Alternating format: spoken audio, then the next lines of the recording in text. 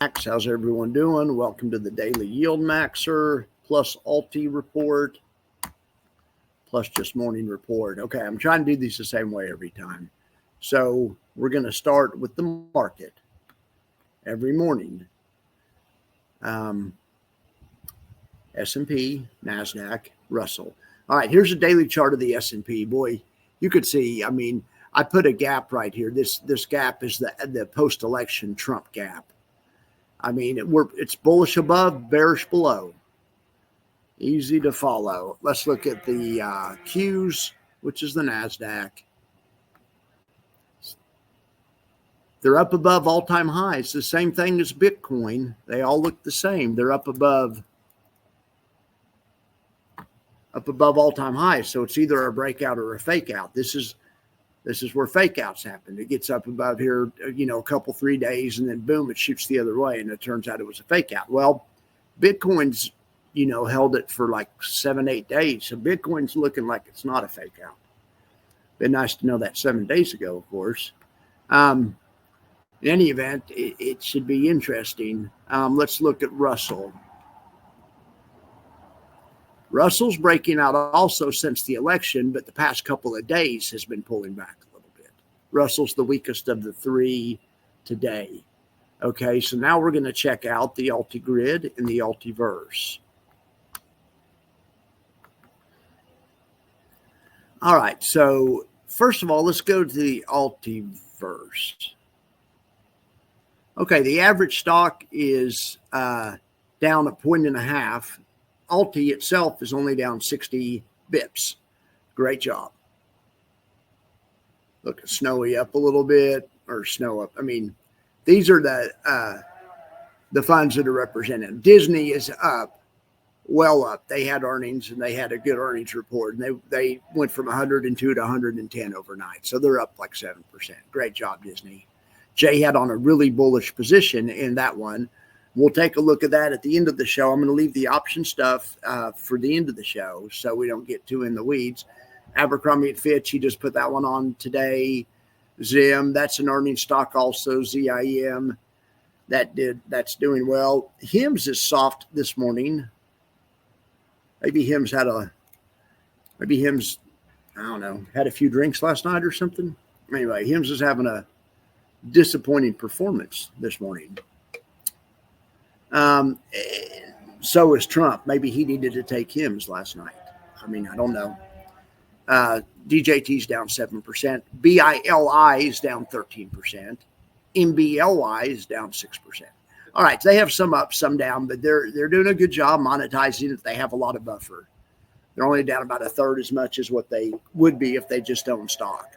So that's great. So now let's look at the single stock buffer report. Look at NVIDIA catching all that sweet upside, or catching a lot of it. MSTY catching all of the upside and then some of MSTR. Great job. Same thing with YBIT. Same thing with MSFO. But then you have some other ones that are catching a good deal of upside, like Disney. I mean, it's about a half, but I mean, still up 3.8%. That's really good. Abney catching about 3/4. We'll take it. All right, so here's the index, the ones I love so much. It's just more popular. More people like to talk about the single stock names. So, all right, well, look at SPY-T. Look, the worst one is T-SPY, and it was the worst one yesterday. And I don't know why that is. XDTE is not having a great morning either, to be honest. Now, let's see. Let's look at SPX. We looked at a daily chart of SPX, but we have to look at a shorter term chart to see what's going on. So I'm going to put it in the 30-minute bars. I have the same open gap on this chart right here. It's between these two red lines. That was pre-election and that was post-election. That was a big fundamental change.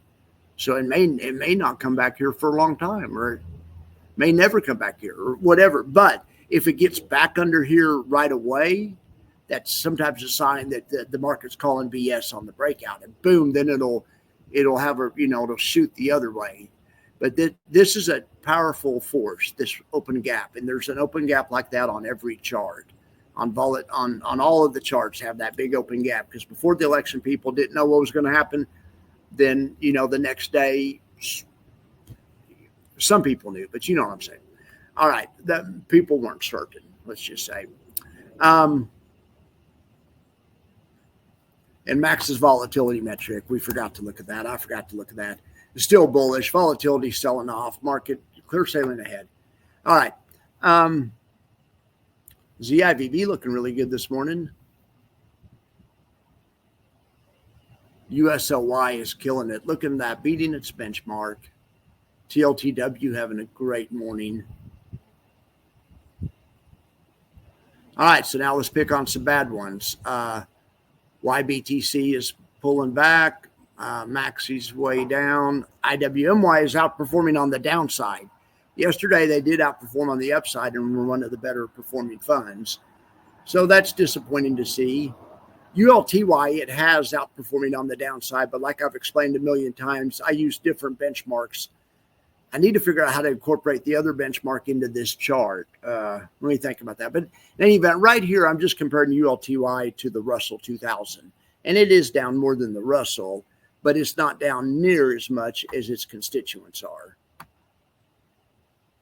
By about a third, 1.6 to 0.6. There's a whole percent difference. A whole percent, okay? All right, let's make sure we cover all of these. Bob, looks like Bob is up a little bit, or Bobo's up a little bit, but Baba is down a little bit. That's good to see. Sky is outperforming on the downside.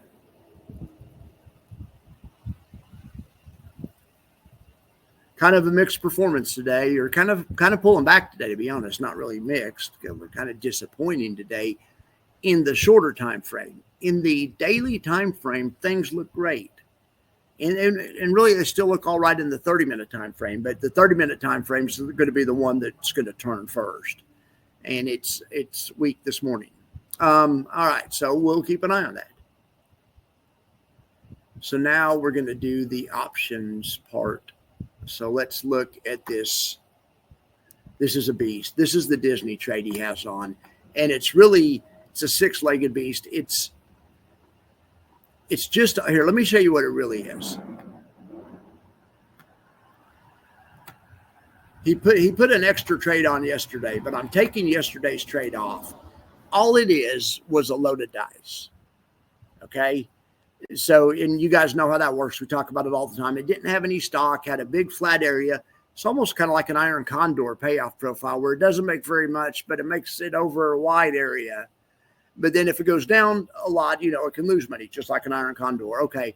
Well, but on the upside, it's like you can make extra money. So it's kind of the best of both worlds. And that's what's happening today. So it's interesting. See this white line? Okay. The red and green line is where the profit and loss graph was before Jay put on the second trade, before he added the shares and the caller. Okay. But so the white line shows you where the profit loss graph for both trades differ. And you can see right here, the difference is once Jay put on the second trade, then he started losing money under 101. So when he put on the second trade, he gave up some of his buffer, because you can see right there, it crosses a 101. The white line is the composite trade if they were both still on together. However, look what happened. The market didn't go under 101. Indeed, it went to 110. Well, at 110, you can see, we can't really see there, but you could see actually Jay would have just made $334,000, but as it was, he ended up making, it's whatever this, it was, I don't know. It looks like it's about $500,000. It's more than he would have made with just the loaded dice alone. So he added a little risk, but he added a lot of return. So I'm going to turn it back on now. I was just trying to give you guys a way to visualize it. This is something I found really interesting. This is just the overlay, the six-legged beast, without stock. All right. That's just all the shares without stock. I mean, that's not a bad looking trade either. You know, that makes money over a wide area. But when you add in the stock, let's add this back in, then it makes it mega bullish. What I'm saying is just the overlay itself was profitable, and that's how we could tell by turning off the stock. Just the overlay accounted for $195,000 of the $500,000 this trades up right now. Okay, when you turn on the stock, the stock accounts for the rest of it. So in any event, that's a badass trade. It's a badass trade. I don't know. We're going to adopt that one for our own, for small account. I think the loaded dice trade by itself is good enough. I don't know about the combo of them. I don't like how when he put the combo on, it moved the break even to 99. I prefer the break even being around 94 where it was, but he also added upside. So it's kind of a, you know, there's some give and take with it. Okay. So let's look at what else we have on in the Ultiverse. All right. That's an earnings stock for today. We'll talk about that in a second. Okay. So while we're still on Disney, I adopted Disney for use at home. And this was the trade I recommended. It expires this week. It was $330 credit.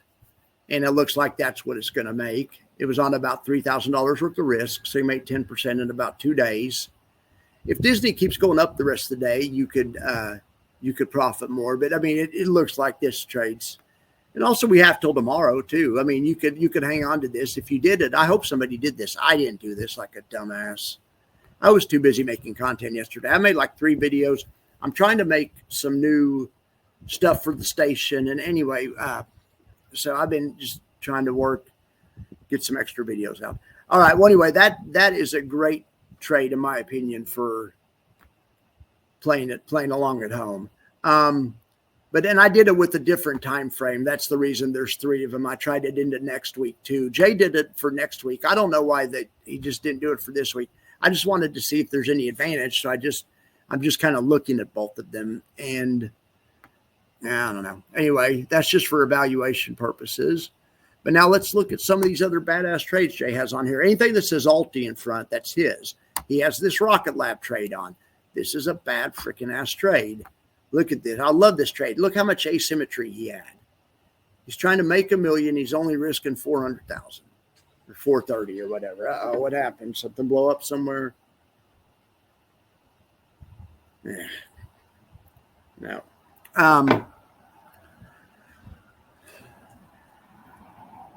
This is a caller. He has stock, and it's a covered. It's basically, think of the caller as a covered call. Think of it as maybe a covered caller is how you could think of a covered caller. Well, the stock plus the call is the covered call part of it. The caller is you take part of the proceeds from the call to buy a put. So you still have totally capped upside, but you don't have the downside that goes straight down to 0. All right. Whereas on a covered call spread, you still have a downside that goes down to 0, but you have an upside that continues to go up too. Once it crosses over its flat spot. There's 2 different ways of doing it. They're both legit ways to do. One, this way protects the downside more. This way is what you would do if you were more cautious on a company, and if you were more wildly optimistic, where you weren't as worried about the downside, you would do the covered call spread. All right. Well, anyway, Rocket Labs, that's a great trade.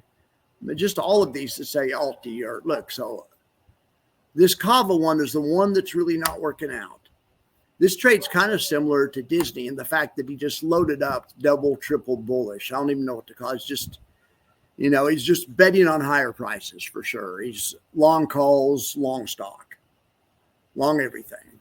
And unfortunately, Kava's price is not cooperating, and this is down about $500,000. This is about the same as Disney's up, unfortunately. Let's see what else we have going on.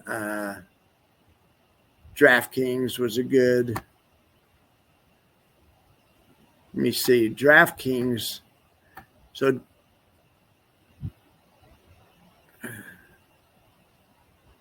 yeah, DraftKings is interesting too.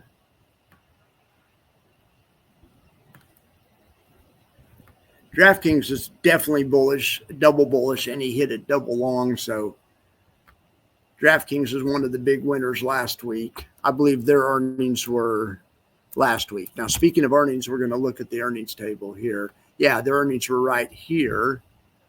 They were trading around 39, immediately traded above 40, and they have not yet traded back underneath 40. They're trading at 42 today.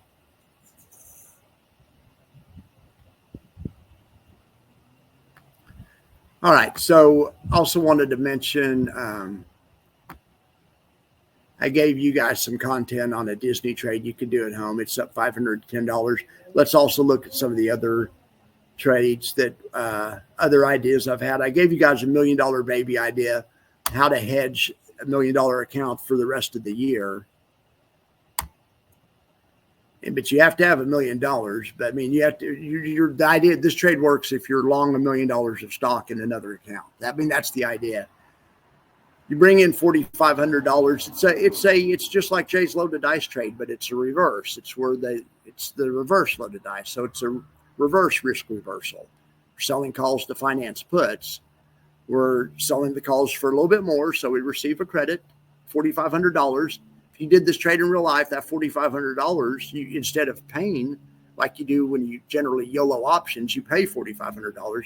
You would actually receive $4,500, and you're still YOLOing options essentially on the downside. If the market goes down, you're along for the ride.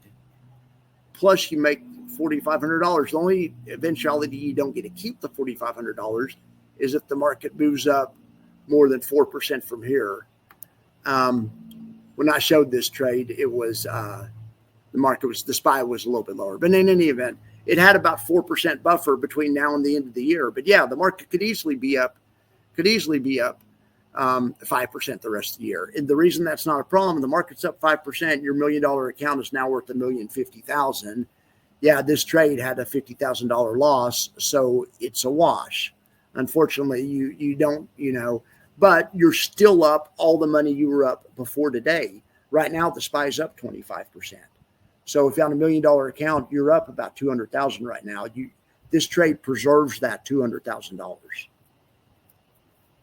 And the only thing you're trying to avoid is the market going up, another 5% from here. But even if it does go up 5% from here, the cash or the equity in your account covers it.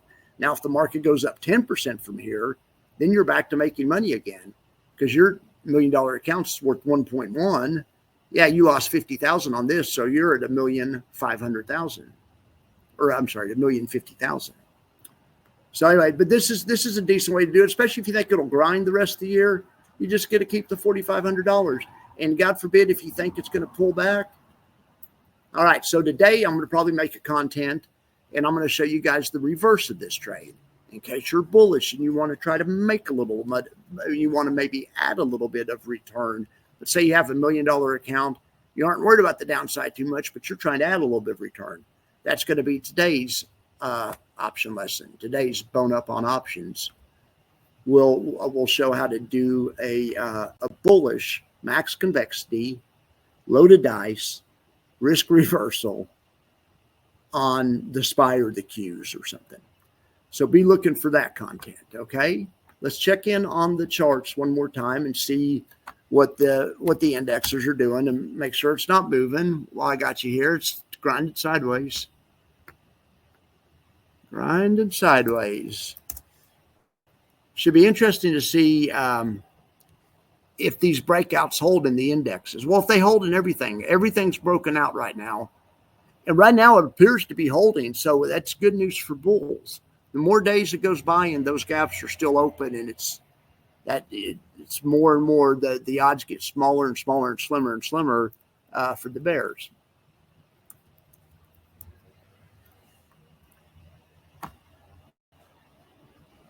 Bitcoin $1. This is the 30-minute time frame. We were looking at the daily time frame earlier. Now let's look at VIVIX, which is the VIX of the VIX. It's a volatility metric. It's not going up today. We would want to see something like back here where it goes up and gets over the red line. That tells you, hey, these guys are loading up on bearish positions, and look what happened.